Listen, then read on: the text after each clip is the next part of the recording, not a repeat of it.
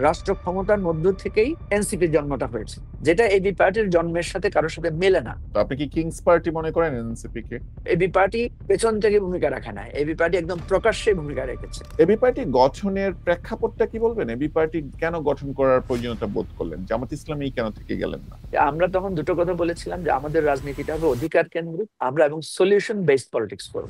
জামাত ইসলাম ভেঙে AB party হয়েছে, এ ধরনের একটা কথা বাজারে প্রচলিত আছে। জামাতকে যদি ভাঙার চেষ্টা করতাম, আমরা তো বিকল্প জামাত ইসলামী বা ইসলামিক অমুক নাম ধরেই করতাম। লন্ডন ভিত্তিক জুলকারনাইন সায়ের সাংবাদিক, উনি যে এই ভিডিওগুলো পোস্ট করলো, সায়ের যে ছবি ভিডিও ওখানে দেখিয়েছে, ওই ভিডিও তো আমরাই দিয়েছি সায়ের, কেন দিয়েছেন? বন্ধুত্বের কারণে দিয়েছি। সায়েরকে ওইগুলো কেন হ্যাঁ, দিয়েছেন? সায়ের তো আমাদের বন্ধু।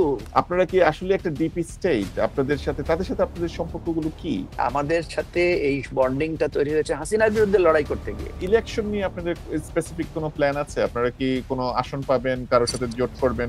একটা টার্গেট হচ্ছে 300 আসনে এবি পার্টি ইলেকশন নমিনি দিতে পেরেছে। হোয়াট এভার ইট ইজ, আমরা কত ভোট পাই না পাই সেটাই শোনা। আগে বললেন আপনাদেরকে নিয়ে এত আলোচনা কেন, আপনাদেরকে এত গুরুত্ব দেয় কেন? এলিট ফোরামে, আমি একই বলেছি এলিট ফোরামে, আমি ঠিক বলেছি আছে। এলিট ফোরামে আপনাদের অনেক এই বেশি প্রেজেন্স আছে। এখন আমি বলছি জনসাধারণের আপ- মধ্যে আপ- উৎসাহটা নাই কেন?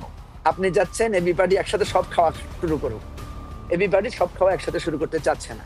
এবি পার্টি ধীরে ধীরে স্টেকটা নিতে চাচ্ছে। দেখেন 5ই আগস্ট বা জুলাই আগস্ট এবি পার্টির জন্য একটা বিরাট জাম।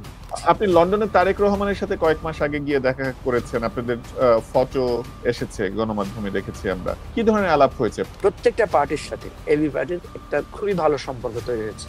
আমি এনসিপি, বিএনপি, আমরা সকল গণ অভ্যুত্থানের পক্ষে শক্তিকে বলছি, প্লিজ এখন গণ অভ্যুত্থানের স্বপ্ন বাস্তবায়নে সবাইকে কাজ করতে হবে। না হলে কিন্তু শেখ হাসিনা একা পালায় নাই, আমাদেরকেও পালাইতে হবে ভবিষ্যতে।